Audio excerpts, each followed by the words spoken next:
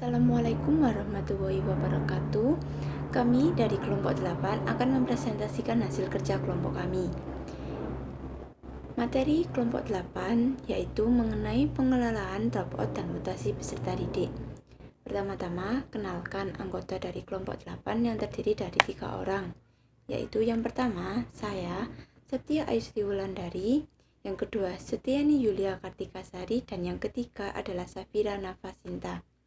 Materi kelompok 8 terdiri dari 2 pokok bahasan, yaitu mengenai dropout dan mutasi. Pada dropout terdiri dari 3 sub pokok bahasan, yaitu yang pertama, mengenai pengertian dropout peserta didik. Yang kedua, mengenai sebab-sebab dropout peserta didik. Yang ketiga, mengenai upaya menekan angka dropout peserta didik. Pokok bahasan yang kedua yaitu mengenai mutasi peserta didik. Pada pokok bahasan mutasi terdiri dari 6 sub pokok bahasan, yaitu yang pertama, mengenai pengertian mutasi peserta didik. Yang kedua, sebab-sebab mutasi peserta didik. Yang ketiga, mengenai jenis mutasi peserta didik. Yang keempat, mengenai proses mutasi peserta didik. Yang kelima, mengenai persyaratan mutasi peserta didik. Dan yang keenam, mengenai pencegahan mutasi peserta didik.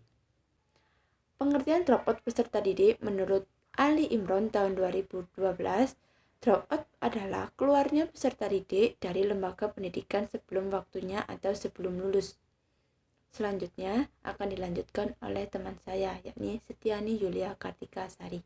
Terima kasih. Selanjutnya, sebab-sebab dropout peserta didik. Menurut Imron, penyebab dropout peserta didik yang pertama, peserta didik tidak mampu untuk menyelesaikan pendidikan. Yang kedua, peserta didik tidak memiliki biaya untuk sekolah. Dan yang ketiga, peserta didik mengalami sakit parah sehingga ia tidak mengikuti pembelajaran hingga batas waktu yang tidak menentu. Sedangkan menurut Isnatri, penyebab dropout peserta didik yang pertama yaitu faktor kawin pada usia muda. Yang kedua, latar belakang kedua orang tua. Yang ketiga, lingkungan pergaulan. Dan yang keempat, rendahnya apresiasi masyarakat terhadap dunia pendidikan. Upaya untuk menekan angka dropout peserta didik. Yang pertama, dapat dilakukan dengan pemerintah mengeluarkan kebijakan untuk menekan angka dropout dengan memberikan dana bantuan operasional sekolah atau biasanya disebut dana BOS. Sedangkan menurut Rahmawati, untuk menekan angka dropout peserta didik di sekolah dapat dilakukan dengan memberikan bimbingan dan konseling kepada peserta didik. Selain itu, upaya pencegahan dilakukan berdasarkan dan tergantung konteks peserta didik melakukan dropout itu sendiri. Pengertian mutasi peserta didik. Menurut Imron, mutasi peserta didik adalah perpindahan peserta didik dari satu sekolah ke sekolah lain yang sejajar. Sebab-sebab mutasi peserta didik. Mutasi peserta didik disebabkan oleh beberapa faktor.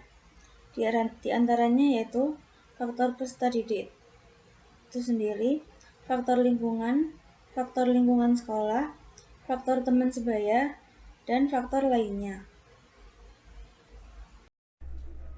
F.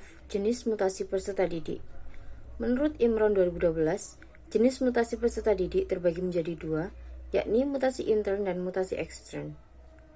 Yang pertama, mutasi intern yakni mutasi yang dilakukan peserta didik di dalam suatu sekolah atau data sekolah.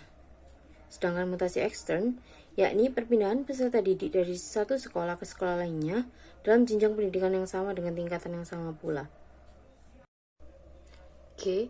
Proses mutasi peserta didik dibagi menjadi 3, yakni yang pertama, perpindahan peserta didik harus dengan persetujuan sekolah dan sekolah yang dituju.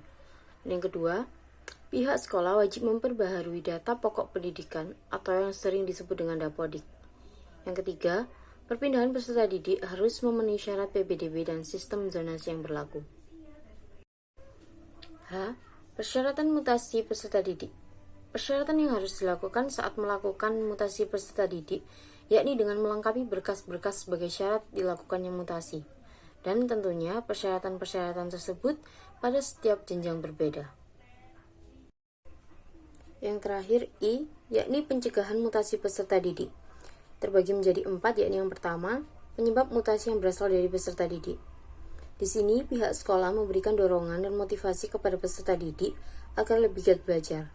Yang kedua, penyebab mutasi yang berasal dari lingkungan sekolah. Pihak sekolah di sini menggunakan metode belajar yang bervariasi. Dan yang ketiga, penyebab mutasi yang berasal dari lingkungan keluarga. Adanya komunikasi yang sering antara wali peserta didik dengan wali kelas. Dan yang terakhir, penyebab mutasi yang berasal dari faktor lainnya. Peserta didik dianjurkan berpikir matang dan mempertimbangkan tempat sekolah tujuan. Sekian presentasi dari kelompok 8. Mohon maaf apabila ada salah kata. Assalamualaikum warahmatullahi wabarakatuh.